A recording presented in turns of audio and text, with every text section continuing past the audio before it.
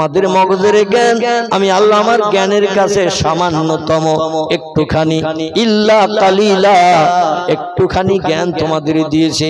সেই জ্ঞানের মাধ্যম দিয়ে হাজারো যন্ত্রপাতি মেশিন বানাতে উদ্যত হয়েছে।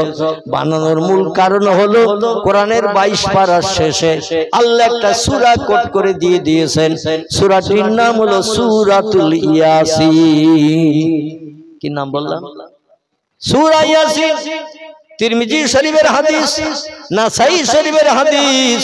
আল্লাহ নবী বলছেন মানুষ মরণের সময় একটা রোগে আক্রান্ত হয়, এই রোগ থেকে নিষ্কৃতির ব্যবস্থা পৃথিবীর কোন দেশের ডাক্তারেরা করতে পারেনি এবং কিয়ামত পর্যন্ত করতে পারবে না। সেটা মরণের সময় একটা জাকান্দানি কষ্ট হয়। নবী হাদিস শরীফে জানিয়েছেন সাকারাতুল মাউতে হাক্কুন, মৃত্যুর যন্ত্রণা হলো সত্য। কোন ব্যক্তি মৃত্যুর যন্ত্রণা থেকে নিষ্কৃতি পেতে পারবে না। যদি কেউ মৃত্যুর যন্ত্রণা থেকে রেহাই পেত তাহলে আমি মুহাম্মদুর রাসূলুল্লাহ মৃত্যুর যন্ত্রণা থেকে রেহাই পেতাম। কারণ আল্লাহ হাদিসে কুদসির ভিতরে পয়গম্বর জানাচ্ছেন আল্লাহ সরাসরি আমারে তথ্য দিয়ে জানিয়েছেন, ও আমার হাবিব আপনি শুনে নিন, আপনার উম্মতদের জানিয়ে দিয়ে দিন আমি আল্লাহ পাক রব্বুল আলামিন আপনারে না বানালে লাউলাকা লামা খলাকতুল আফলাক। এটাকে হাদিসে কুদসি বলা হয়। জিবরিল আমিন মারফত কথাগুলো এনে নবীজি দিয়েছেন। এটা হলো সাবিক হাদিস। আর সরাসরি আল্লাহর তরফ থেকে নবীজি শুনেছেন, একে বলা হয় হাদিসে কুদসি। আল্লাহ হাদিসে কুদসিতে বিশ্ব নবীকে জানাচ্ছেন সরাসরি লাউলাকা লামা খলাকতুল আফলাক, আমি সৃষ্টির পূর্বে যদি আপনারে না বানাতাম তাহলে কোন সৃষ্টি আমি পরবর্তীতে বানাতাম না। যা কিছু বানিয়েছি সব আপনার নূরের মাধ্যম দিয়ে কিঞ্চিত কিঞ্চিত দিয়ে বানিয়েছি। জোরে বলুন একটু সুবহানাল্লাহ। আল্লাহ বলছেন ওয়া ইন্নাকা লাআলা খুলুকিন আযীম, আমার বানানো সমস্ত সৃষ্টির ভিতরে সেরা হলেন আপনি। আপনার মতো সেরা সৃষ্টি আমি বিশ্ব মাদারে এবং আসমানের উপরেও বানাই নাই। নবী মুহাম্মদ রাসূলুল্লাহ ফেরেশতাদের থেকেও দামি, হুরগেলেমানদের থেকেও দামি। পৃথিবীর মানুষদের ভিতরে তিনি হলেন সেরা, জিনের ভিতরেও তিনি হলেন সেরা। আর যত সৃষ্টি আছে সব সৃষ্টির কাছে আমাদের পয়গম্বর হলেন সেরা। সেই পয়গম্বর বলছেন আল্লাহ যদি মরণের কষ্ট আমারে না দিত তাহলে বুঝতাম আমার কিছু ভক্তরা মরণের কষ্ট থেকে নিষ্কৃতি পেতে পারবে।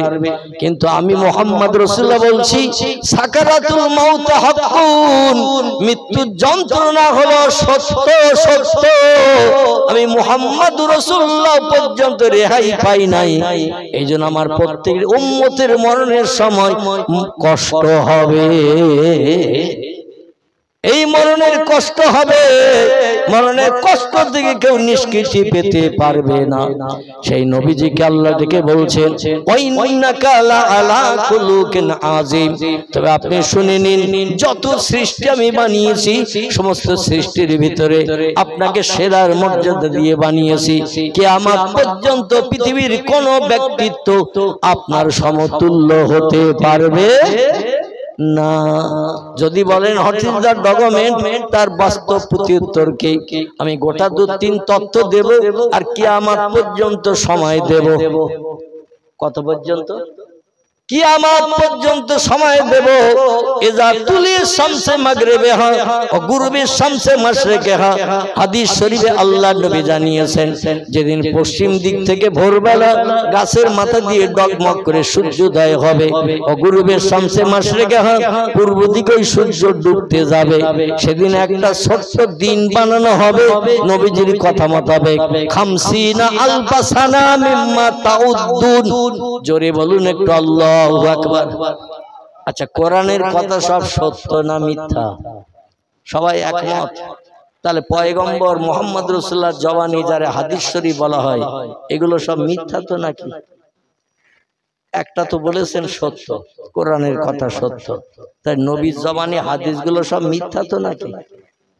আপনারা তো মেনে নিচ্ছেন দেখছি, কেউ কথা বলছেন না। সত্য, আলহামদুলিল্লাহ। তাহলে দুটো কিতাবই সত্য। আল্লাহর কোরআনে আছে 1450 বছর আগে লিপিবদ্ধ হয়েছে হযরত ওমর রাদিয়াল্লাহর জামানায়। পাক কালাম কোরআন মজিদ ওমর রাদিয়াল্লাহু আবু বকর সিদ্দিককে কোরআন নকল করতে বলেছিলেন, কারণ আহজাবের যুদ্ধে বহু কোরআনের হাফেজ মৃত্যুবরণ করেছিলেন। হযরত ওমর বললেন, আবু বকর রে, আল্লাহর নবী সাহাবী রে, এই হাফেজরা মৃত্যুবরণ করলে ভবিষ্যতে আর কোরআন পাওয়া যাবে না। এই জন্য হাফেজদের ডাকুন, যারা বেঁচে আছে 70 জনের মতো, কিছু কম বেশি, এদের ডাকুন, তাদের কাছ থেকে কোরআন একটা বানান। আবু বকর সিদ্দিক বললেন, ওমর, তোমার এই তথ্য আমি বাস্তবে রূপদান করতে পারবো না। নবীজির ইন্তেকালের পরে আমি রাষ্ট্রনেতা হয়েছি বলে মুসলিম জাহানের, তো আমার কাজ পক্ষে নতুন কোন কাজ করা সম্ভব হবে না, কারণ নবী জানিয়ে দিয়েছেন কুল্লু বেদাতুন দালালাতুন কুল্লু দালালাতুন ফিন্নার। হাদিসটির বাংলা অর্থ হলো, আমি মুহাম্মদ রাসূলুল্লাহ আমার জীবন আদর্শ, কাজকর্ম, খাওয়া দাওয়া, ওঠা বসা, চালচলন, এগুলোর নাম হলো আরবি ভাষায় হাদিস। ইংরেজিতে বলা হয় দ্য সেইন্স অফ মুহাম্মদ সাল্লাল্লাহু আলাইহি সাল্লাম, বাংলায় বলা হয় নবীজির বাণী, নবীজির কথা। বিশ্ব নবীর জবানি মোবারক, কাজকর্ম, ওঠা বসা, খাওয়া দাওয়া, এগুলো সব আরবি ভাষায় বলা হয় হাদিস। আর আল্লাহর পাক কালাম কোরআন মজিদের কথাগুলো জিবরিল আমিন আল্লাহর তরফ থেকে নিয়ে নবীজির কাছে বলেছেন। নবীজির মেমোরি আল্লাহ এমন সাফ করে দিয়েছিলেন, যে কথা একবার শুনতেন, যেটা একবার চোখে দেখতেন, মরণের দিন পর্যন্ত পয়গম্বর কোনোদিন ভোলেনি, বা যিনি বর্ণনা করেছেন তার কাছে জিজ্ঞাসা করেনি, তুমি গত পরশু দিন যেটা বলে গিয়েছিলি, কিছু মেমোরিতে আছে, কিছু মেমোরিতে ঢোকেনি, আবার একটু বলো শুনে নেই। এমনটা নবীর 23 বছরের জিন্দেগিতে কোনোদিন ঘটনা ঘটেনি। জোরে বলুন একটু সুবহানাল্লাহ, নারায়ে তাকবীর। আমার ভাইরা, আবু বকর সিদ্দিকের আমল চলছেন নবীজির ইন্তেকালের পরে, কারণ হাদিস শরীফে নবীজি হায়াতে জিন্দেগিতে বেঁচে থাকতে তথ্য কি দিয়েছিলেন। নবীজি কত বড় আধ্যাত্মিক জগতের জ্ঞানী মানুষ ছিলেন। হাদিসটি বর্ণনা করছেন হযরতে সাফিনা রাদিয়াল্লাহু আনহু। তিনি বলছেন, ওয়ান সাবিনাতা ওয়ালা সামিতু রাসূলুল্লাহ সাল্লাল্লাহু আলাইহি ওয়াসাল্লাম ইয়াকুলু খিলাফাতা সালাসুনা সানাতান সুম্মা ইয়াকুনু মুলকান ওয়ামসে খিলাফাতা আবি বকরিন সানাতাইনে ওমরা আশারাতা উসমানা ইসনাতা আশারাতা ওয়ালিয়ান সিত্তাতা। রাওয়াহু আবু দাউদ ওয়া তিরমিজি। ইমাম আবু দাউদ রাহমাতুল্লাহ আলাইহি, ইমাম আবু ঈসা তিরমিজি রাহমাতুল্লাহ আলাইহি, দুইজনে একই হাদিস ওনাদের কিতাবে লিখেছেন। এই জন্য দুটি হাদিসের ভিতরে একই হাদিস লেখা। হাদিসটি হলো এই, আল্লাহ নবীর প্রিয় সাহাবী সাফিনা থেকে হাদিসটি বর্ণিত। উনি বলছেন, নবীর মুখ থেকে সরাসরি আমি শুনেছি, আল্লাহ নবী ডেকে বলছেন, শোনো আমার সাহাবীরা, আমার মজলিসে যারা মসজিদে নববীতে বসে আছো, আমি তাদের বলছি, আমি যখন দুনিয়া থেকে বিদায় হয়ে যাব, দুনিয়া থেকে যখন ইন্তেকাল করব, তোমাদের চোখের আড়াল হয়ে যাব, সেই সময় আমার এই রাজসিংহাসনে, মদিনার রাজসিংহাসনে জিন্দেগিতে যে 10 বছর আমি রাষ্ট্র চালিয়েছি, মদিনার রাজসিংহাসনে বসে মুসলমানদের মুখে হাসি ফুটিয়েছি, বিপদ মুসিবতগ্রস্ত লোকের পাশে দাঁড়িয়েছি, অভাবগ্রস্ত ব্যক্তিদের খাদ্য পরিবেশন করে ক্ষুধা নিবৃত্তি করেছি। এই রাজসিংহাসনে আমার পরে 30টি বছর ধরে শান্তিতে রাজত্ব চলবে, আল্লাহর আসমানে রহমত বর্ষিত হবে। তারপরে হাল্লা বেহাল বালা, আল্লাহর আসমানে গজব তসবির দানার নাই, পৃথিবীতে টপ টপ করে পড়তে থাকবে। তসবির যদি সুতার এক মুখ কেটে দিয়ে আর এক মুখ যদি উপরে উঁচু করে ধরা হয়, তসবির সুতার ভিতরে থাকবে। তসবির দানাগুলো ভরা থাকে না, গোল তসবি সুতার ভিতর দিয়ে, সুতার এক জায়গা যদি কেটে দিয়ে একটা মুখ উপরে ধরা হয় আর একটা মুখ যদি নিচে ছেড়ে দেওয়া হয়, তসবির দানা সুতায় থাকবে না, ঝরঝর করে পড়বে, সব পড়ে যাবে। নবী বলছেন, তসবির দানার নাই আল্লাহর আসমানে গজব আমার উম্মতদের উপরে এমন করে পড়বে উম্মতরা শান্তিতে স্বস্তিতে বাস করতে পারবে না। সাহাবীরা বললেন ইয়া রাসূলুল্লাহ, আপনার ইন্তেকালের পরে 30 বছর শান্তিতে মদিনার রাষ্ট্রশাসন চলবে, আল্লাহর রহমত আসবে, মানুষ সুখী স্বাচ্ছন্দ্য জীবন গঠন করে চলতে পারবে। তারপরে হাল্লা বেহাল বালা আল্লাহর আসমানি গজব পৃথিবীতে সৃষ্টি হবে। ইয়া রাসূলুল্লাহ, কার কার আমলে কি হবে একটু বলুন শুনি। নবী কত বড় বৈজ্ঞানিক ছিলেন, কত বড় গণৎকার ছিলেন তিনি, তবে দুনিয়ার গণৎকারদের মতো হাত থেকে বলা লোক ছিলেন না। আল্লাহর তরফ থেকে যেটা শুনতেন, মা ইয়ান্তিকু আনিল হাওয়া ইন হুয়া ইল্লা ওয়াহয়ুহা। জোরে বলুন একটু আল্লাহু আকবার। অসুবিধা হচ্ছে না তো আপনাদের? আমি শুধু কিচ্ছা কাহিনী বলবো না এই জন্য, কারণ শুধু কিচ্ছা কাহিনী বললে সেই মজলিসে আল্লাহর রহমত আসে না। যে মজলিসে কোরআন হাদিসের কথা বলা হয়, আল্লাহ খুশি হয়ে যে রহমতের দরজা ওই মজলিসে খুলে দেয়। আপনাদের অসুবিধা হচ্ছে না তো? যদি বলেন হুজুর গাড়িটা একটু ঘুরিয়ে যে রাস্তা দিয়ে এসেছে ওই দিকে উল্টো দিকে যান, তাহলে সরবেরিয়া মুখে যাব না, আবার ঘুরিয়ে ঘটকপুকুর মুখে গাড়ি ঘুরিয়ে নিয়ে যাব। কারণ আমি এখন স্টারিং হাতে নিয়ে ড্রাইভার হয়ে বসে আছি, আপনারা যাত্রী। যদি বলেন এই কোরআন হাদিসের ওয়াজ ভালো লাগতেছে না, তাহলে আবার আমি প্রয়োজন হলে স্টারিং ঘুরিয়ে এই মঠবাড়ির মোড়ের থেকে গাড়ি ঘুরিয়ে আবার মালঞ্চে হয়ে ঘটকপুকুর দিকে কলকাতার দিকে নিয়ে যাব। কারণ আমি ড্রাইভার, এখন যেদিকে বলবেন সেদিকে যাব। এখন অসুবিধা হচ্ছে না তো আপনাদের? আলহামদুলিল্লাহ। আর অসুবিধা হওয়ার কথা নয়, কারণ সত্য কথা কোনো ব্যক্তি শুনতে আপত্তি দর্শায় না। সত্য কথা শুনতে কেউ আপত্তি করে না। সত্যর জয় সব সময় আসে না নাই? সব সময় আসে। আল্লাহ নবী বললেন ইয়াকুলু খিলাফাতা সালাসুনা সানাতান, আমার ইন্তেকালের পরে 30 বছর শান্তিতে মদিনার রাজসিংহাসন চলবে, আল্লাহর রহমত মুসলমানদের উপরে বর্ষিত হবে। সুম্মা ইয়াকুনু মুলকান, তারপরে রাজার ছেলে রাজা হবে, বাদশা ছেলে বাদশা হবে, অযোগ্য ব্যক্তি রাজসিংহাসনে বসবে। আল্লাহ পাক খুশি হয়ে যায় আসমানি গজব আমার উম্মতের উপরে নিক্ষেপ করবে। জোরে বলুন একটু নাউজুবিল্লাহ। নবী ভবিষ্যৎবাণী করে বললেন আবু বকর সানাতাইনে, আমার পরে রাজসিংহাসন যখন খালি হয়ে যাবে, ইন্তেকাল করে যখন কবরস্থ হব, ইন্নাহু মাইয়িতু ওয়া ইন্নাকুম মাইয়িতুন সুম্মা ইন্নাকুম ইয়াউমাল কিয়ামাতি ইনদা রাব্বিকুম লা তাকতাসিমুন। আল্লাহ পাক বলেছেন ইন্নাকা মাইয়িতুন ওয়া ইন্নাকুম মাইয়িতুন সুম্মা ইন্নাকুম ইয়াউমাল কিয়ামাতি ইনদা রাব্বিকুম লা তাকতাসিমুন। ও হাবিব মুহাম্মদ রাসূলুল্লাহ, আপনি সৃষ্টির সেরা হলো, আপনার একদিন মরণ হবে। আল্লাহ বলছেন আপনার একদিন মরণ হবে। ইন্নাহুম মাইয়িতুন, পৃথিবীতে যত সৃষ্টি আছে, হুয়া হুয়া হুয়া হুমা হুম, হুয়া মানে হলো এক বচন, হুমা মানে হলো দ্বিবচন, হুম মানে হলো বহু বচন। যত সৃষ্টি পৃথিবীতে আছে সব সৃষ্টির মরণ হবে। এখন একটা ছোট্ট প্রশ্ন আপনাদের কাছে রাখি, আমরা যারা সৃষ্টির শ্রেষ্ঠ জীব, আমাদের মরণ হবে কবার? আমরা সৃষ্টি তো সেরা, সূরা ৩ আল্লাহ জানিয়ে দিয়েছেন, আর সন্দেহ করার অবকাশ নাই। এখন এই সৃষ্টির সেরা জীব মানুষ, এদের মরণ হবে কবার? আলহামদুলিল্লাহ। আপনারা বলতে পারেন কিছু? 2 বার না 3 বার? আমার ভাইরা, সমস্ত সৃষ্টির মরণ হবে একবার। সেই মরণ হলেই পৃথিবীর মরণ।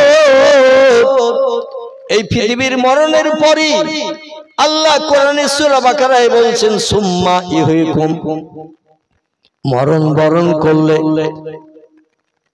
যে কোনো ধর্মাবলম্বী মরণ বরণ করে, তাদের ধর্মীয় বিধান মোতাবেক শেষকৃত্য সম্পন্নের জন্য কাউকে বা শ্মশানে পোড়ানো হয়, কাউকে বা কবরে কবরস্থ করা হয়। আবার পারসিক যারা অগ্নি উপাসক, আগুন পূজা করে, যারা আগুনকে স্রষ্টা বলে মান্যতা দিয়ে আগুনের কাছে মাথা নত করে সেজদা করে যারা, এদের বলা হয় পারসিক অগ্নি উপাসক। এরা কিন্তু কবরেও যায় না, শ্মশানেও পড়ে না, মারা গেলে মাথায় কোমরে দড়ি বেঁধে কাঁদি করে নিয়ে ফাঁকা মাঠে ফেলে দেয়। এরা হলো পারসিক। যেমন আমাদের ভারতের প্রধানমন্ত্রী, মিসেস প্রধানমন্ত্রী ইন্দিরা গান্ধীর স্বামী ছিলেন পারসিক। তার নাম কি ছিল কেউ একটু বলতে পারবে? ইন্দিরা গান্ধীর স্বামীর নাম যদি না পারেন তাহলে আমি বলবো, কিন্তু পারেন কেউ? ইন্দিরা গান্ধীর স্বামী ছিলেন পারসিক অগ্নি উপাসক। তার নাম ছিল ফিরোজ। কি নাম বললাম? ফিরোজ। ফিরোজ আমাদের মুসলিম নাম ছিল। তো ও মুসলিম হলো, অগ্নি উপাসনা করতেন, আগুন পূজা করতেন। এদের ধর্মীয় বিধান হলো মারা গেলে মাজায় কোমরে দড়ি বেঁধে কাঁধে করে নিয়ে ফাঁকা মাঠে ফেলে দিয়ে দাও। যত জীব জন্তু পছন্দ করে খেয়ে কমপ্লিট করে দিয়ে দেবে। এটাই হলো ওদের মরণের পরে ধর্মীয় বিধান। আমাদের ধর্মীয় বিধান কবর দেওয়া, হিন্দু জৈন শিখ ভাইদের ধর্মীয় বিধান শ্মশানের চিতায় আগুন দিয়ে পুড়িয়ে দেওয়া। আল্লাহ বলছেন শোনো, পুড়িয়ে যখন দিল তুমি তো শেষ হয়ে গেলে, তাই বলে ধারণা করিও না ওই তোমার মরণই শেষ। সুম্মা ইহুইকুম, সূরা কোরআনের সূরা বাকারায় আল্লাহ তথ্য কোট করছেন তোমাদের কিন্তু আবার জিন্দা করা হবে। যদি বলেন বিশ্বাস করি না, আপনি কাফেরে রূপান্তরিত হবেন। কারণ কোরআনের একটা কথা কোন মুসলমান মানতে যদি অস্বীকার করে আপত্তি দর্শায়, বিশ্বাস করতে যদি আপত্তি করে, শরীয়তের ফতোয়ার কিতাবে সব লেখকের একমত ওই লোকটার মুসলমান থাকবে না, তার ঠিকানা হবে জাহান্নাম, কাফেরদের ঠিকানা জাহান্নাম। আল্লাহ কোরআনে সূরা বাকারায় বলছেন ইন্নাল্লাযীনা কাফারু ওয়া কাযযাবু বিআয়াতিনা উলাইকা আসহাবুন নারি হুম ফিহা খালিদুন। জোরে বলুন একটু আল্লাহু আকবার। আল্লাহ বলেন আমাকে না দেখে যারা বিশ্বাস করলো না, আমি আছি একজন মালিক, আমারে দেখতে পাবে না, না দেখে বিশ্বাস করতে হবে। এই তাম বিশ্বব্রহ্মাণ্ডের মালিক একজন আছেন, নাম কি তার একটু জোরে বলেন? তাম বিশ্বব্রহ্মাণ্ডের মালিক একজন আছেন, তার নাম কি? তার নাম আল্লাহ সুবহানাহু তাআলা। যার স্ত্রী নাই, পুত্র নাই, বংশনসল, বাপ মা, আপনজন, চাচা চাচি, দাদা দাদি কেউ নাই। আল্লাহ কোরআনে সূরা ইখলাসে তত্ত্ব কোট করে দিয়ে আমাদের মগজ সাফ করে দিয়েছেন। পৃথিবীতে ইসলাম ধর্ম ছাড়া আর যত ধর্মাবলম্বী আছে তাদের পূর্বর বউ আছে, বাচ্চা কাচ্চা সব আছে, তাদের প্রভুর বউ আছে, ভগবান ভগবতী, এমন করে নারায়ণ নারায়ণী। এভাবে ইতিহাস আলগা করলে দেখা যায় যত নাম এসেছে সব নামের পাশে একটা স্ত্রীলিঙ্গের চিহ্ন খুঁজে পাওয়া গেছে। গড গডেস, ঈশ্বর ঈশ্বরী, নারায়ণ নারায়ণী, ব্রহ্মা ব্রহ্মী, ভগবান ভগবতী, মানে স্রষ্টা আছে, তার বউ আছে। আমাদের আল্লাহর কি কোনো স্ত্রী টিস্ত্রী আছে বলে মনে হয়?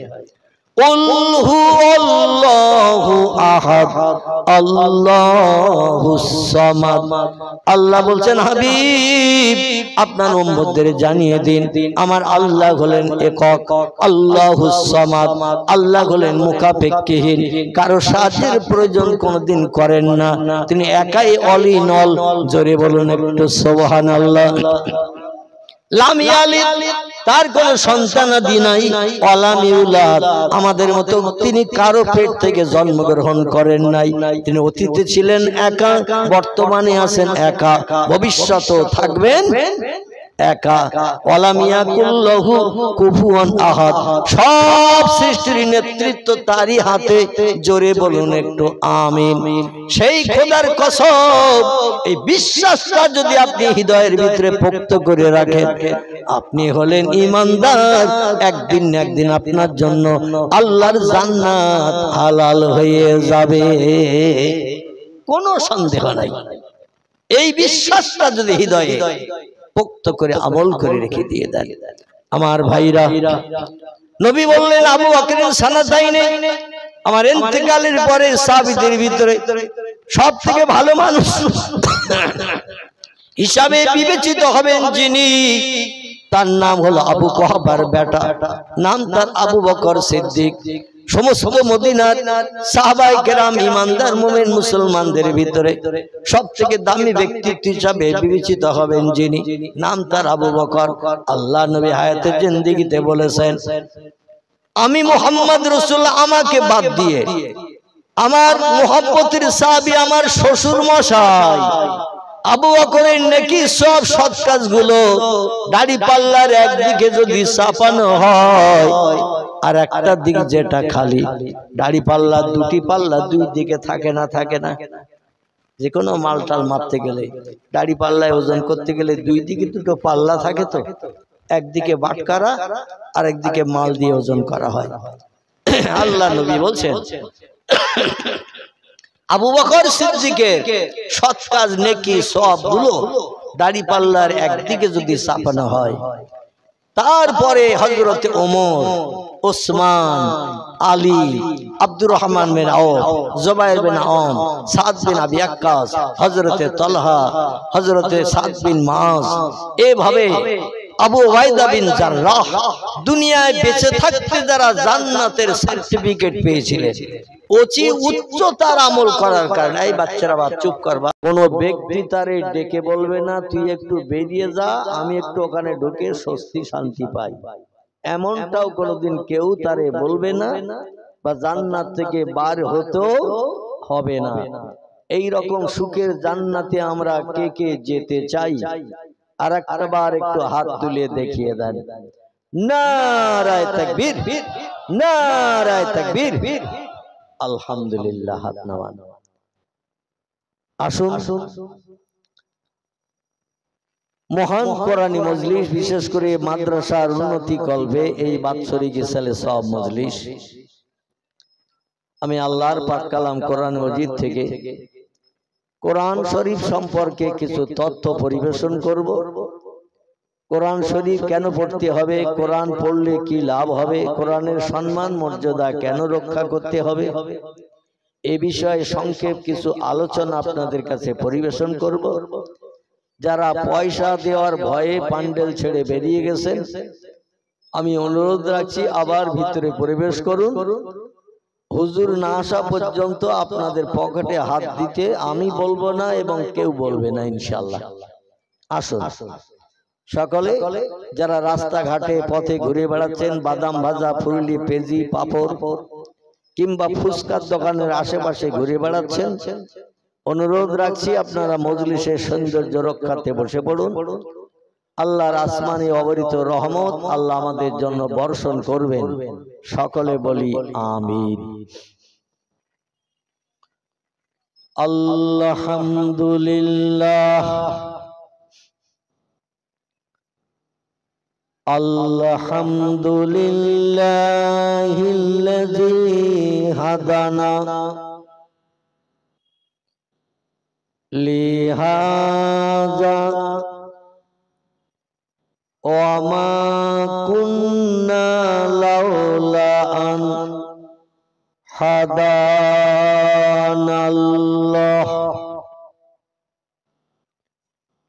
ওয়া আশহাদু আল্লা ইলাহা ইল্লাল্লাহু ওয়াহদাহু লা শারীকা লাহ শাহাদাতান মান আমানা বিল্লাহি ওয়া কাফারা বিজিবতি ওয়াত তাগুত ওয়া আশহাদু আন্না সাইয়্যিদানা ওয়া নাবিয়ানা ওয়া হাবিবানা ওয়া শাফিয়ানা ওয়া সামাদানা ওয়া মাওলানা মুহাম্মাদান সাল্লাল্লাহু আলাইহি ওয়া সাল্লামা আবদুহু ওয়া রাসূলুহু নবিউল মাকারিমিল আখলাকিল মাউসুফ অবিল কামালিল আওসাফিল মানউত ফাকাদ ক্বালাল্লাহু তাআলা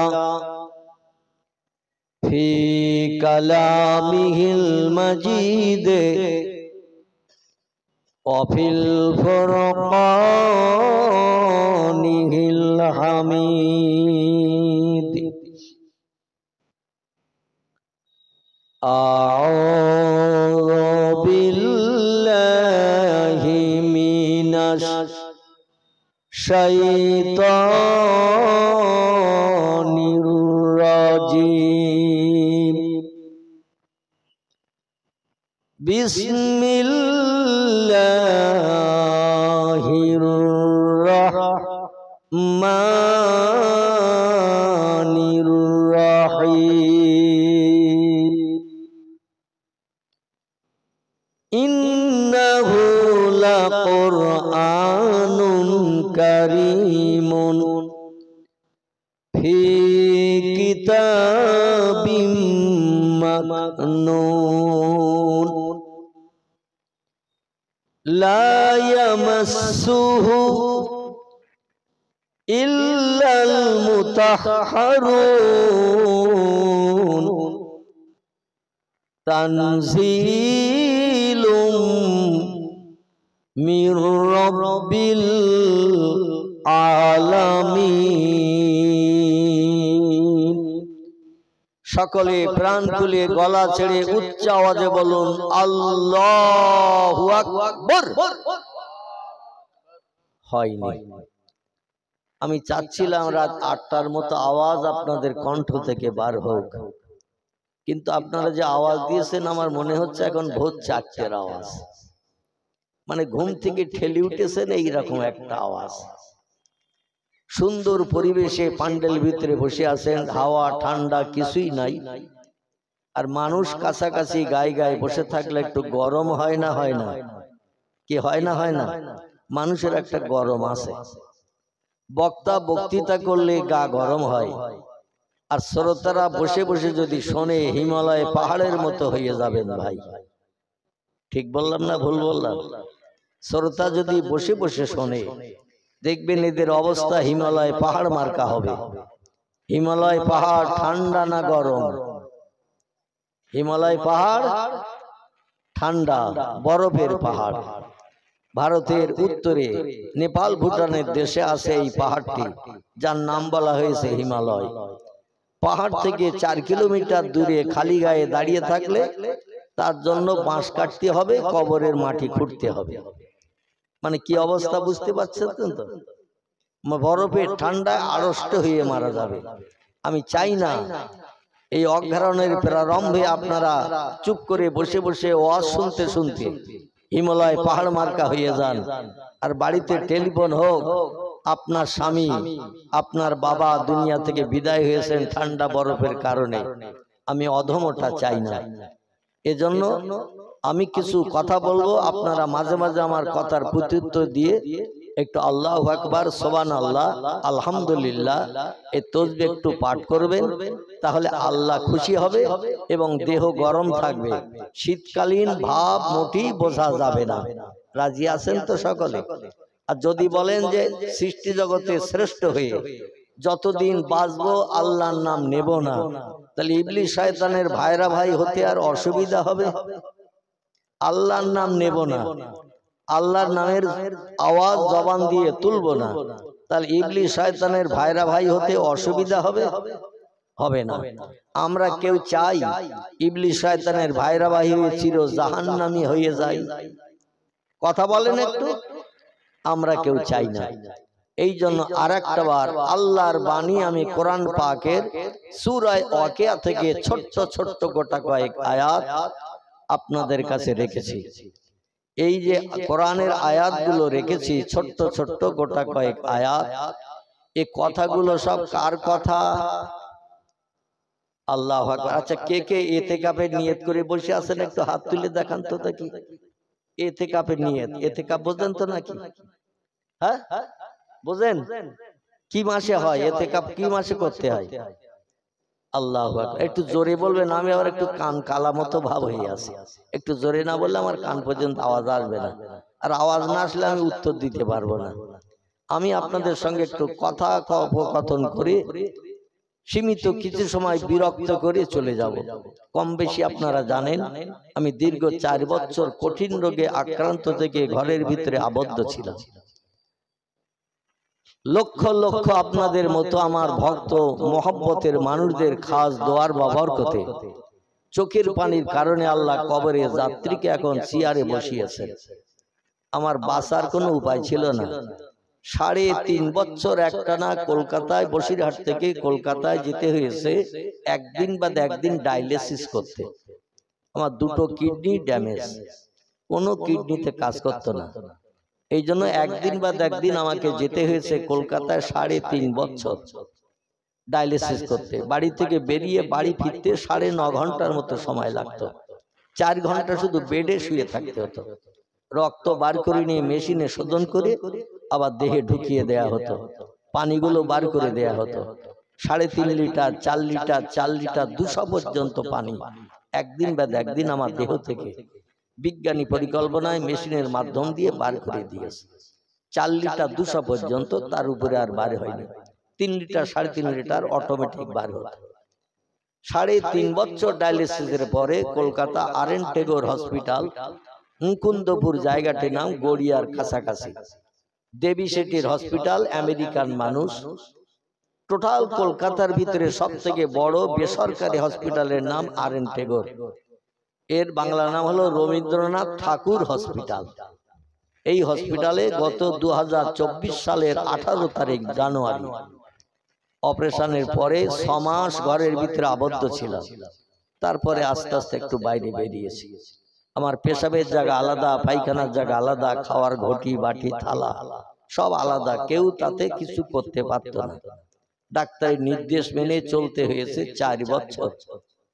আর আপনাদের মতো মোহাব্বতের ভক্তদের চোখের পানি আল্লাহ কবুল করে নিয়ে অধমকে কবরের যাত্রী থেকে উঠিয়ে চেয়ারে বসিয়েছে। আমি সেই অধম। সংক্ষেপ 2-4 কথা আলোচনা রাখবো, রাতের গভীরে আপনাদের কষ্ট দেব না। তবে কোরআন কার বাণী একটু জোরে বলুন। আল্লাহ কোরআনে সূরা ওয়াকিয়ায় বলছেন তানজিলুম মির রাব্বিল আলামিন। আমি সমস্ত সৃষ্টির মালিক। মাইকের একটু জোর কম করে দেন, কুকু করলে হবে না। আমি সমস্ত সৃষ্টির মালিক, খালাকাস সামাওয়াতি ওয়াল আরদ। আমি কোরআন পড়বো, তার মানে বলবো, সীমিত ব্যাখ্যা যদি প্রয়োজন হয় করব। লম্বা কিসসা কাহিনী আপনাদের কাছে রাতের গভীরে ঘুম কামাই করে করব না, আর আপনার ঘুম কামাই করাবো না। খুব সংক্ষেপে কোরআনের আয়াত পড়ব, পয়গম্বরের হাদিস শরীফ, যেখানে কোরআনের আয়াতের হাদিসের প্রয়োজন নাই সেখানে হাদিস বলবো না, যেখানে হাদিসের প্রয়োজন, কোরআনে আয়াতের সঠিক সিদ্ধান্ত নাই, সেখানে 2-1টা হাদিস আপনাদের কাছে পরিবেশন করব, যাতে আমাদের মেমোরি মগজ সাফ হয়। সকলে বলুন একটু আমিন। আল্লাহ বলছেন তানজিলুম মির রাব্বিল আলামিন। আমি তোমাদের পরওয়ারদিগারে আলাম আল্লাহ সুবহানাহু ওয়া তাআলা আমার তরফ থেকে একটি শেষ আসমানি কিতাব বিশ্ববাসীর কল্যাণের জন্য পৃথিবীতে পাঠিয়েছি জিবরিল আমিন মারফত মুহাম্মাদুর রাসূলুল্লাহর কাছে। বোঝা গেল? জিবরিল আমিন ইনি হলেন ওহী বাহক। আল্লাহর তরফ থেকে কোনো কথা নিয়ে পয়গম্বরদের কাছে এনে দিতেন যিনি, এনার নাম হলো জিবরিল আমিন। যদি আপনাদের মেমোরিতে আমার কথা বুঝতে অসুবিধা হয় সঙ্গে সঙ্গে নক করবেন, আমি আবার একটু ভেঙে পরিষ্কার করে দেওয়ার চেষ্টা করব। আর যদি আপনারা বুঝতে পারেন তাহলে আর ইতিকাফের নিয়ত ভাঙতে হবে না। যদি বুঝতে না পারেন তখন একটু নক করবেন, আমি আবার একটু ভালো করে ভেঙে বলার চেষ্টা করব। তবে ভেঙে বলার চেষ্টা করব তখন ইতিকাফের নিয়ত ভাঙবেন যখন। বোঝা গেল তো? আচ্ছা, ইতিকাফ কি মাসে করতে হয়? রমজানে। তো কাল সকাল থেকে রমজান শুরু হবে তো নাকি? কাল সকাল থেকে? তাহলে রমজান আসতে এখনো বাকি আছে না নাই? এই যে মাস যাচ্ছে মাসটি হলো জমাদিউল আউয়াল মাস। খুব ভালো করে শোনেন, এই যে আরবি মাস যাচ্ছে এই মাসটির নাম হলো জমাদিউল আউয়াল মাস। সম্ভবত আজকের দিনটা ছিল 29শে জমাদিউল আউয়াল। তারপরে আগামীতে যে মাস আসছে এই মাসটির নাম হলো জমাদিউল সানি। তারপরে যে মাস আসবে তার নাম হলো রজব। তারপরে যে মাস আসবে তার নাম হলো শাবান। তারপরে যে মাস আসবে ওই মাসে একটু ইতিকাফের গন্ধ পাওয়া যাবে। তাও প্রথম দশকে নয়, দ্বিতীয় দশকে নয়, তৃতীয় দশকে, মানে শেষ দশকে 20 থেকে নিয়ে 30 এই সময় অধিকাংশ মানুষ মসজিদের কোণে সলিমউদ্দিন চাচা, আব্দুল করিম দাদা, আব্দুর রহমান ভাই লোটা কম্বল নিয়ে 10 দিনের জন্য মসজিদের কোণে জায়গা খুঁজে নেয় না তো নাকি? আচ্ছা, কেউ যদি এসে বলে চাচা আসরের আজান হয়ে গেছে, ইতিকাফ করা লোকের কাছে এসে যদি বলে চাচা আসরের আজান হয়েছে, চাচা যদি বলে এখনো মুয়াজ্জিন আসেনি, ও লোকটার ইতিকাফ থাকবে? আর রমজান মাসে ইতিকাফ করতে হয়। এখন কেউ যদি সে বলে চাচা মসজিদের উপরের তলায় ইফতারি পরিবেশন হচ্ছে, তুমি তো বুড়ো মানুষ, সিঁড়ি ভেঙে উপরে উঠতে পারবে না, তো তোমার ইফতারি কেউ দিয়ে গেছে? চাচা যদি বলে এখনো তো কেউ আসেনি বাবা, ইতিকাফ থাকবে? দুনিয়াবি কথা বললে ইতিকাফ ফাসেদ হয়ে যাবে, নষ্ট হয়ে যাবে। এই জন্য 10 দিনের জন্য দুনিয়ার কোনো কথাবার্তা বলা যাবে না। এখন আজকের কি আপনারা ওই নিয়তে বসে আছেন এই জলসায় মাদ্রাসার সামনে আছেন? পয়গম্বর মুহাম্মদুর রাসূলুল্লাহ বলছেন, হে পৃথিবীর মানুষ তোমরা শোনো, যেখানে বক্তা শ্রোতা কথার বিনিময় করে কোরআন হাদিসের মজলিসে, ওই মজলিসটিতে আল্লাহ তার রহমতের দরজা খুলে দিয়ে আসমানে রহমত পরিবেশন করেন। জোরে বলুন একটু সুবহানাল্লাহ। আমরা আল্লাহর রহমত চাই না চাই। পয়গম্বর মুহাম্মদ রাসূলুল্লাহ এক টানা 10 বছর মসজিদে নববীর ভিতরে সাহাবীদের আপনাদের মতো বসিয়ে নিয়ে আল্লাহ নবী একটা পাথরের মেম্বারের উপরে বসে ওয়াজ করেছেন এক টানা 10 বছর। আমাদের দেশে জলসায় একটা বক্তা কভার করে ওয়াজ করে, কভার একটা বক্তা যেদিন জলসা হয় সেদিন কভার স্টেজে বসে ওয়াজ করে। এই জামাত আলী সাহেব কভার করে চলে গেছে, আজকে ভোর রাত্রি ডাকলে আবার আসবে তো নাকি? তাহলে একবারই করে। পয়গম্বর মুহাম্মদ রাসূলুল্লাহ ফজর, যোহর, আসর, মাগরিব, এশা ওয়াক্ত হলো 5 ওয়াক্ত। এই 5 ওয়াক্তে পয়গম্বর যখন যেদিন যেমন সময় পেতেন মসজিদে নববীর মেম্বারে বসে, মেহরাবের পাশে মেম্বার, প্রত্যেকটি মসজিদে মেম্বার আছে না 3টে ধাপওয়ালা আছে না রে? আচ্ছা, 3টে ধাপ মসজিদে কেন বলেন তো? 4টে তো করলে করা যেত, 2টো করলে করা যেত, 3টে কেন? একটু উত্তর দেন। সঠিক হলে আলহামদুলিল্লাহ, আর যদি ভুল উত্তর দেন আমি সংশোধন করার জন্য চেয়ারে বসেছি। তবে এই মনে করবেন না যে আমি সব জানি। নবী বলছেন কুল্লু বনি আদমা খাত্তাউন, প্রত্যেকটি আদম বংশধর ভুলে ভরা গুনাহগার। কোন ব্যক্তি বলবে না আমার জীবনে ভুল নাই, আমার জীবনে কোনো গুনাহ নাই। রাসূল বলেন প্রত্যেকটি মানুষ ভুলে ভরা গুনাহগার। কথা বললে ভুল হবে, কাজ করলে ভুল হবে, এবং দুনিয়ায় বেঁচে থাকলে গুনাহও হবে। ঠিক বললাম না ভুল বললাম? গুনাহ ছাড়া মানুষ পৃথিবীতে নাই, তবে কম বেশি হয়। পয়গম্বর মুহাম্মদ রাসূলুল্লাহ দৈনন্দিন 5 ওয়াক্ত জামাতে ইমামতি করেছেন এক টানা 10 বছর। ক বছর? আচ্ছা, একটু সামনের দিকে আসেন তো আপনারা ভাই। এরা তো সব কারবালায় চলে গেছে, যারা সামনে আছে সব কারবালায় চলে গেছে, মানে কখন উঠবে আল্লাহই খবর রাখে। শেষে তাবারুক আছে তো নাকি? আছে। তো যখন তাবারুক দেবে তখন এদের একটু ঘুষি মারবেন, গুতো মারবেন, যে মাল নেওয়ার জন্য এসেছিলে এবার মাল দিচ্ছে ওঠ, এখন ডাকার দরকার নেই। যারা একটু কথা শুনবেন একটু কাছের দিকে আসে, মানে ফাঁকা মাঠে তো গোল দেওয়া যায় না, কি যায় নাকি? একদল মাঠে খেলা করলেও খেলা কেউ দেখার জন্য দাঁড়িয়ে থাকবে? 2 দলের দরকার, তাহলে হাড্ডাহাড্ডি লড়াই হবে। এজন্য বক্তা স্টেজে যখন বসেছে শ্রোতা লাগবে, এজন্য আপনারা পিছন থেকে একটু কাছের কাছে আসেন বাবাজিরা, আমার যুবক ভাইরা একটু কাছের কাছে আসেন, তাহলে আমার দু কথা বলতে সুবিধা হবে, আপনাদের শুনতে সুবিধা হবে। আর যদি বলেন বসিরহাটের মৌলভী হলো রয়্যাল বেঙ্গল টাইগার, যদি মনে মনে ধারণা করেন বসিরহাটের নেওরা দিঘির মৌলভী রয়্যাল বেঙ্গল টাইগার, কাছের কাছে যেয়ে বসলেই হালুম করে পড়বে আর আমাদের খেয়ে নেবে, বিবি বিধবা হবে, সন্তান এতিম হবে, এইরাম যদি চিন্তা ভাবনা মগজে থাকে তাহলে প্যান্ডেলের বাইরে যেয়ে বসলেও অসুবিধা নেই। আর যদি এরকম ডকুমেন্ট আপনাদের জানা না থাকে যে বসিরহাটের মৌলভী কোনোদিন হালুম করে ঘাড়ে পড়েনি, কারো কোনোদিন খাইনি, বিবি বিধবা বানায়নি, সন্তান এতিম করেনি, তাহলে একটু কাছের কাছে আসেন।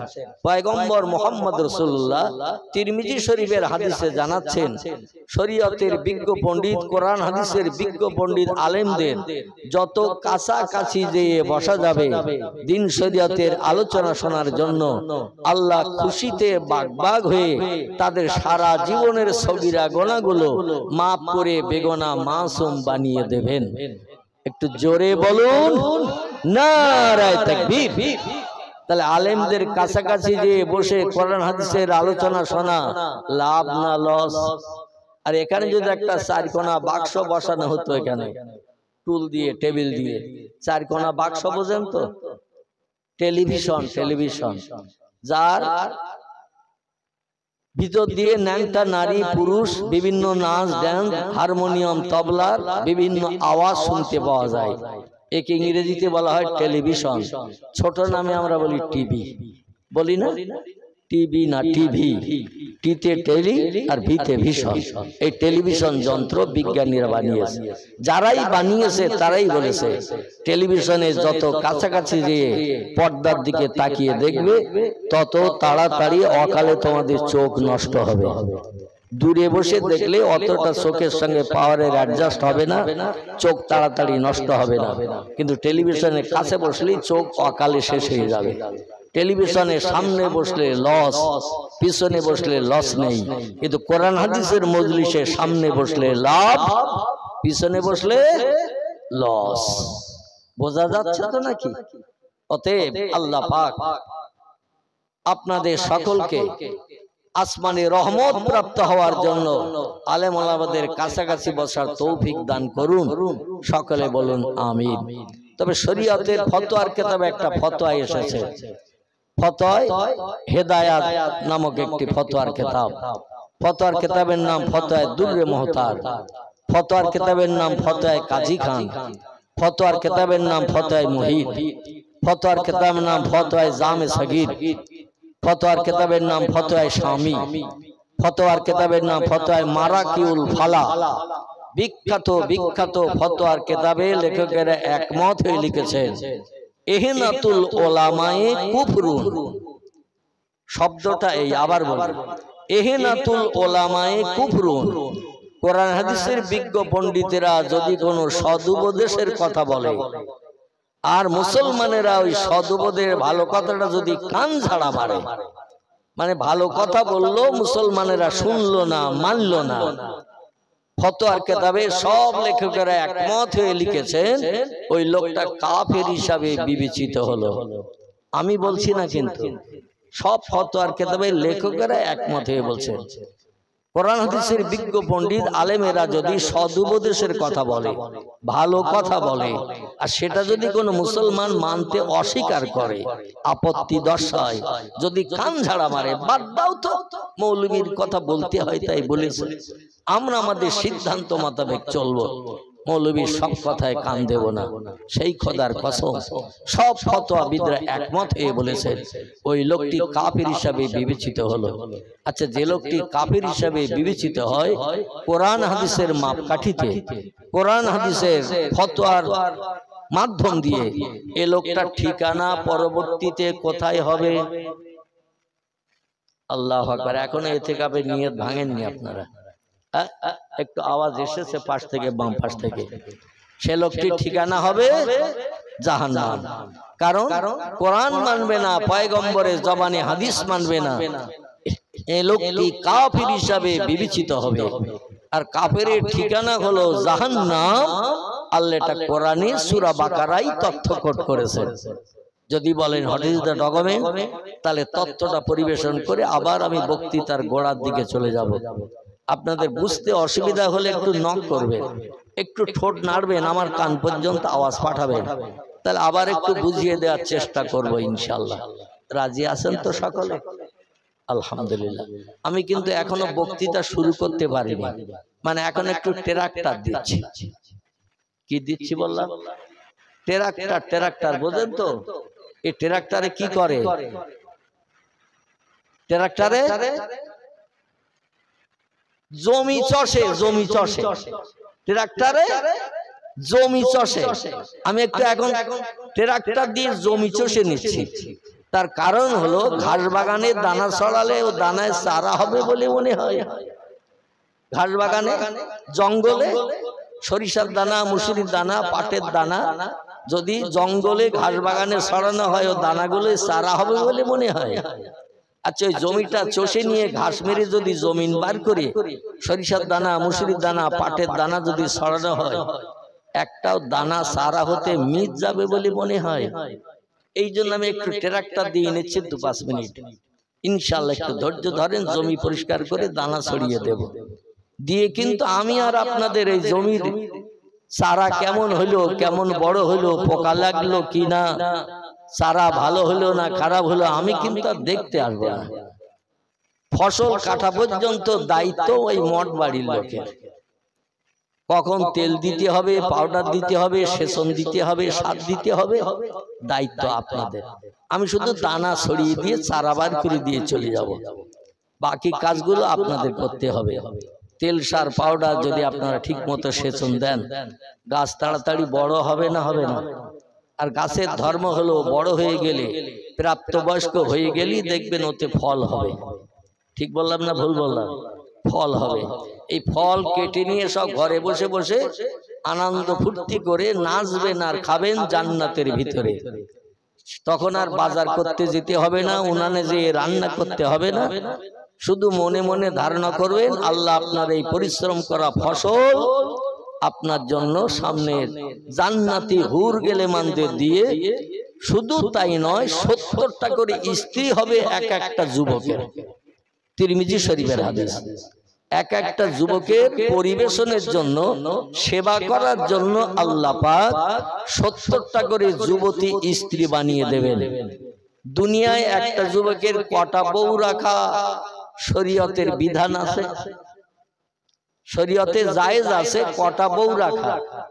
একটু কথাটা বলে আমি বলবো কি করে? আল্লাহু আকবার। কটা? 4টে। পেলাম কোথায়? আল্লাহ কোরআনে সূরা বাকারায় এবং সূরা আল ইমরানের ভিতরেও তথ্য কোট করে দিয়ে দিয়েছেন। ফানকিহু মা তাবা লাকুম মিনান নিসা মাসনা সুলাসা ওয়া রুবা ফাইন খিফতুম আল্লা তাদিলু ফাওয়াহিদাতান আল আখির। কোরআনের আয়াত। আমরা 4টে বিয়ে করার বিধান পেলাম আল্লাহর বাণী পাক কালাম কোরআন মজিদ থেকে। আল্লাহ জানালেন ফানকিহু, তোমরা নিকাহ করো, বিবাহ করো। আচ্ছা, আপনাদের কাছে একটা ছোট্ট প্রশ্ন রাখি, অসুবিধা বোধ করবেন না তো কিছু জিজ্ঞাসা করলে? যদি উত্তর না জানা থাকে উত্তরটা দিয়ে দেব, আপনাদের সন্দেহ দূর হবে। এই জন্য দুটো একটা প্রশ্ন করব, তবে খুব কঠিন প্রশ্ন না, সহজ প্রশ্ন করব। আচ্ছা, বিয়ে কারে বলে? বিয়ে কেউ জানেন না? আচ্ছা, বিয়ে করেননি কে কে সে একটু হাত তোলেন তো দেখি। যারা বিয়ে করেছেন তারা তো অবশ্যই জানে বিয়ে কারে বলে। উনি বোধহয় বিয়ে করেন, মানে উনি ঠিক মতো জ্ঞানী ব্যক্তি কিনা আমি ঠিক বুঝতে পারছি না। যাই হোক, উনি একটু হাত তুলেছেন। বিয়ে তারে বলে একটা নারী একটা পুরুষের সঙ্গে ইসলাম শরীয়তের বিধান মোতাবেক আঁক তো কমপ্লিট করা। অমুকের পুত্র অমুক তোমাকে জীবনের সঙ্গী বানাতে এসেছে, এই তিনজন সাক্ষীর সামনে তুমি আমাকে উকিল নিযুক্ত করো, তুমি যে এই বিয়েতে রাজি সেই প্রস্তাবটার প্রতি উত্তর দাও। মেয়েটি যদি বলে হ্যাঁ হুঁ, কিংবা যদি ফিক করে হেসে পড়ে শরীয়তের বিধান, কথা না বলে যদি শুধু হাসে বিয়ের প্রস্তাব শুনলে, তাহলে ও রাজি, এটাই মেনে নিতে হবে। মানে হেসেছে, মানে ওর মত আছে, মুখে হ্যাঁ বলতে পারছে না, লজ্জায় হেসে দিয়েছে, এতেই ওর রাজি। শরীয়তের ফতোয়ার কিতাবে তথ্য এসেছে ওই পুরুষটার সঙ্গে যুবকের সঙ্গে সংসার করতেও রাজি, ঠিক করে হেসেছে। এরা দুজন স্বামী স্ত্রী হয়ে গেল, সারা জীবন যৌবনের ক্ষুধা একে অপরের কাছ থেকে নিবৃত্তি করে সংসার জীবনে সুখী হয়ে থাকতে পারবে। মেয়েদের জন্য কটা স্বামী রাখা শরীয়তে জায়েজ? মেয়েদের জন্য কটা স্বামী শরীয়তে রাখা জায়েজ? আলহামদুলিল্লাহ। একজন আমার বাবাজি বৃদ্ধ মানুষ, তিনি হাত তুলেছেন, আঙুল দেখিয়েছেন একটি। আর আপনারা কেউ তো হাতটা তুললেন না, জবানের কণ্ঠের আওয়াজও আমি অধম আমার কানে পৌঁছালেন না। শরীয়তে মেয়েদের জন্য স্বামী রাখা শরীয়তে জায়েজ হলো একটি, কিন্তু পুরুষের জন্য আল্লাহ পাক শরীয়তের বিধান করেছেন ফানকিহু, তোমরা নিকাহ করো, বিবাহ করো, মা তাবা লাকুম মিনান নিসা, যে মেয়েটা তোমার নজরে চয়েস হয়, পছন্দ হয়, ভালো লাগে, ওই মেয়েটাকে জীবন সঙ্গী বানিয়ে নাও বিবাহের মাধ্যম দিয়ে। আল্লাহ যে বিবাহ বন্ধন জান্নাতুল মাওয়ার ভিতরে আদম নবী এবং মা হাওয়ার সঙ্গে যে বিবাহ বন্ধন বানিয়ে দিয়েছিলেন, সেই বিবাহ বন্ধন এখনো পৃথিবীতে চালু আছে। জোরে বলুন একটু সুবহানাল্লাহ। বিবাহ বন্ধনের কয়েকটি শর্ত আছে। ছেলেটা প্রস্তাব দেবে, মেয়েটা সেটা কবুল করবে। তাহলে যে আগে প্রস্তাব দেয় তার দাম বেশি না যে গ্যাট হয়ে বসে থাকে তার দাম বেশি? বিয়ের সময় মেয়ের দাম বেশি না ছেলের দাম বেশি? বিয়ের সময় হিসাব করলে দেখা যায় ছেলের কিন্তু দাম নাই, দাম কিন্তু মেয়ের। ছেলে উপজে যায় মেয়ের বাড়ি, মেয়ে উপজে বিয়ের সময় ছেলের বাড়ি আসে না। ঠিক বললেন না ভুল বললেন? এজন্য শরীয়তে মেয়ের দাম কিন্তু এখানে বেশি। ও গ্যাট হয়ে বাপের বাড়ি বসে থাকে, আর ছেলেটাকে উপজে যেতে হয় সেখানে জীবনের সঙ্গী বানাতে। তারপরে ওই মেয়েটাকে নিয়ে জীবন সঙ্গী বানাবে, শরীয়তের বিধান মোতাবেক তাকে একটা মোহরানা আদায় করতে হয়। এই মোহরানা মেয়েকে দিতে হয় না, দিতে হয় ছেলেকে। ঠিক বললাম না ভুল বললাম? এত টাকা মোহরে এওয়াজে তোমার সঙ্গে বিবাহ দেয়া হলো, একটা মোহর বাঁধতে হয়। তবে নবী মুহাম্মদ রাসূলুল্লাহ জানিয়েছেন ছেলের অবস্থা বুঝে মোহরানা ধার্য করবে। বর্তমান বাজার মূল্য বেশি বলে তুমি 10 লাখ টাকা, 5,51,000 টাকা মোহর বাঁধিও না। ওই ছেলেটার আর্থিক অবস্থার খবর নাও কেমন আছে। নগদ মোহর পরিশোধ করার বিধান শরীয়তে আছে। বাকি বিয়ে পড়ানো শরীয়তে নিষিদ্ধকরণ করেছে, কিন্তু শরীয়তে যেটা নিষিদ্ধ সেইটাই আমরা ব্যবহার করি, আর যেটা শরীয়ত পছন্দ করেছে সেটা আমরা দূরে ঠেলে রাখি।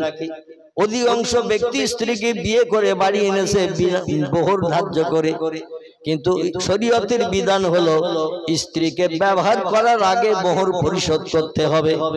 মোহর যদি পরিশোধ না করো, তার গুপ্তাঙ্গের ইজ্জতের মূল্য যদি না দাও, ওই স্ত্রী তুমি ব্যবহারের উপযুক্ত হিসাবে পাবে না, তাকে ব্যবহার করতে পারবে না। যদি মোহর না দিয়ে তুমি পুরুষ ব্যবহার করো, তাকে জীবন যৌবনে ক্ষুধা নিবৃত্তি করো, তাহলে তোমার জন্য ওটা শরীয়তে হারাম কাজ হবে। কি কাজ?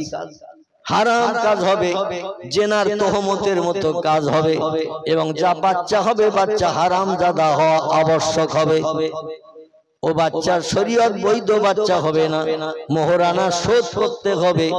এখন মোহরানা যদি নগদ টাকা দিয়ে শোধ করতে না পারে, বিভিন্ন জিনিসের মাধ্যম দিয়ে স্ত্রীর কাছ থেকে মোহরানা আদায় করে নেওয়া যায়।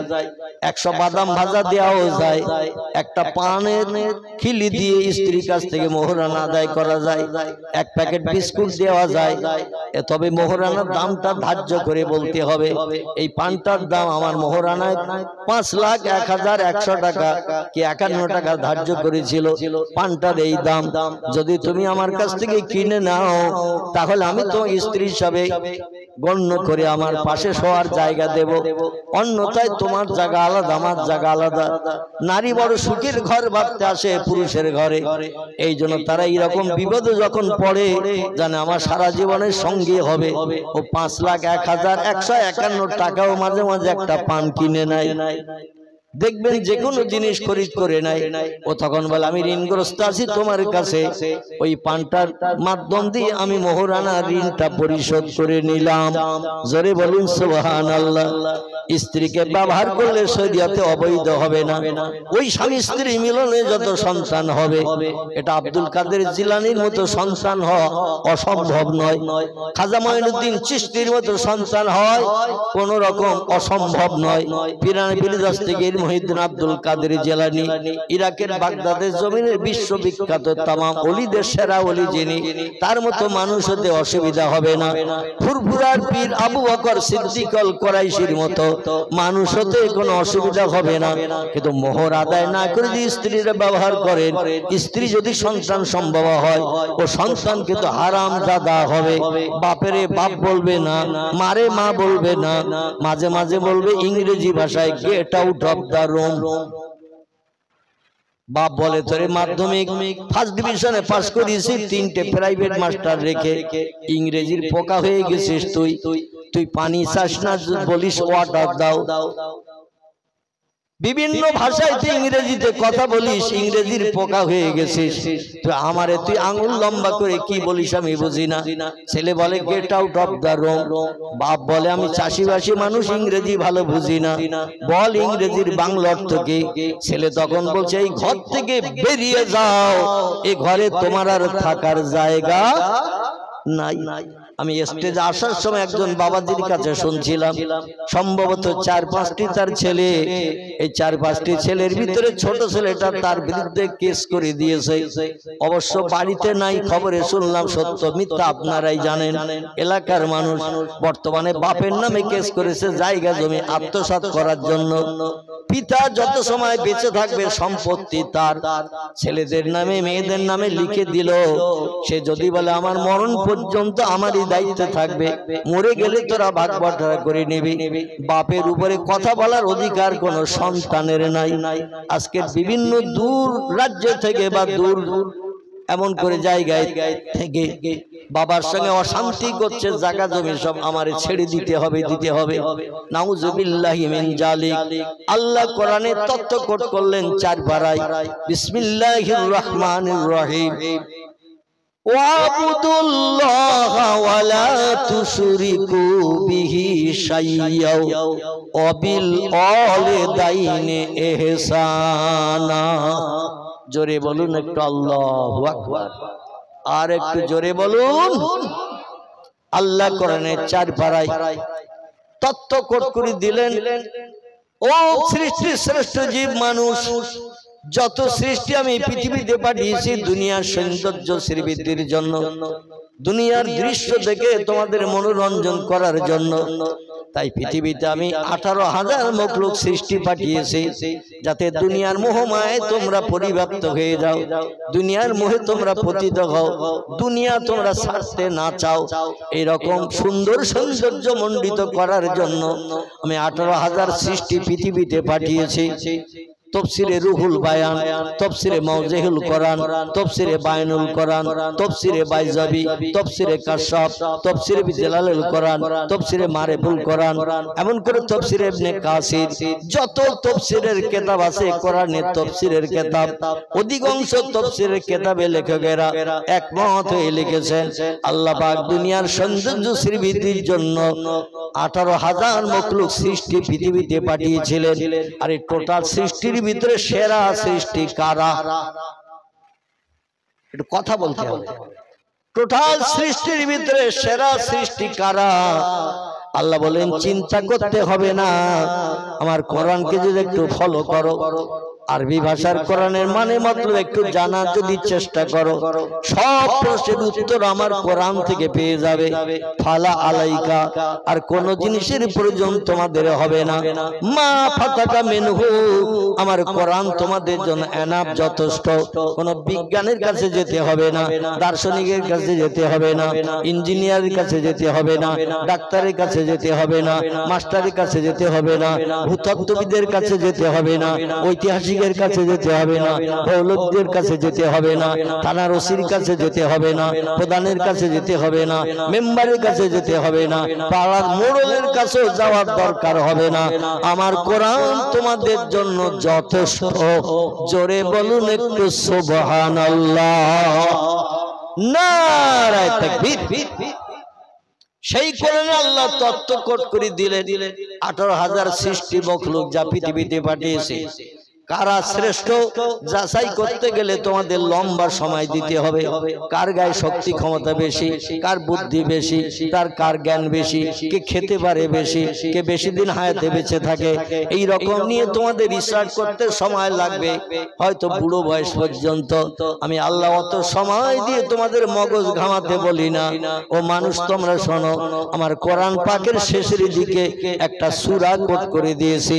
সূরাটির নাম হলো সূরাতুত তিন। কি নাম বললাম? সূরাতুত তিন। এই সূরার ভিতরে আমি আল্লাহ তত্ত্ব কোট করে দিয়ে দিলাম। বিসমিল্লাহির রহমানির রহিম। লাকাদ খালাকনাল ইনসানা ফি আহসানি তাকবীম। গলা ছেড়ে বলুন আল্লাহু আকবার।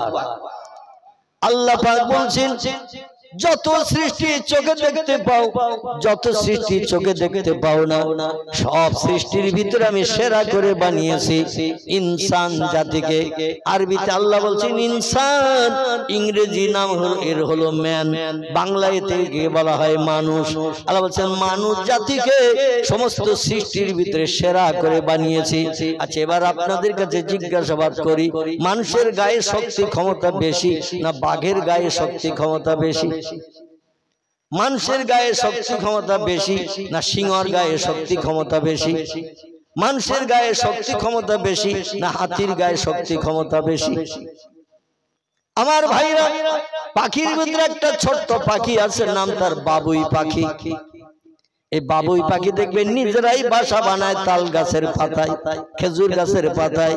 এখনো পর্যন্ত বিজ্ঞানীরা রিসার্চ করে, গবেষণা করে অনেক যন্ত্রপাতি বানিয়ে মানুষের মুখে হাসি ফুটিয়ে দিয়েছে, কিন্তু কিয়ামত পর্যন্ত চেষ্টা করলো এই বাবুই পাখির ব্রেনের কাছে ওদের ব্রেন খাটাতে পারবে না। এখনো পর্যন্ত বাবুই পাখির বাসা দুনিয়ার বিজ্ঞান বানাতে অক্ষম। বিজ্ঞানীরা বর্তমানে জাল বুনি দিয়েছে, এখন আর খচ্চি সুতো দিয়ে জাল বুনতে হবে না। দূরের মানুষ দূরে আছে, আপনি আছেন দূরে 10,000 কিলোমিটার দূরে, আপনার আপনজন কেমন আছে ইংল্যান্ড আমেরিকায়, দেখতে চাইলে বিজ্ঞানীরা এই ধরনের মোবাইল মেশিন আছে, যাতে একটু আঙুল লাগালে সঙ্গে সঙ্গে শুরু হয়ে যায় ফটো ছবি ওঠা। আছে তো মোবাইল নাকি? এই ধরনের একটু বড় মোবাইল, টাচ মোবাইল যারে বলা হয়।